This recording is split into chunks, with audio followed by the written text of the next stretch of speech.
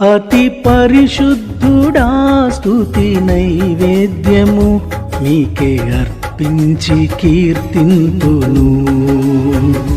నీవు నా పక్షమై నన్ను దీవించగా, నీవు నా తోడువై నన్ను నడిపించగా, జీవింతును నీ కోసమే. ఆశ్రయమైన నా యేసయ్యా, అతి పరిశుద్ధుడా స్తుతి నైవేద్యము నీకే అర్పించి కీర్తింతును.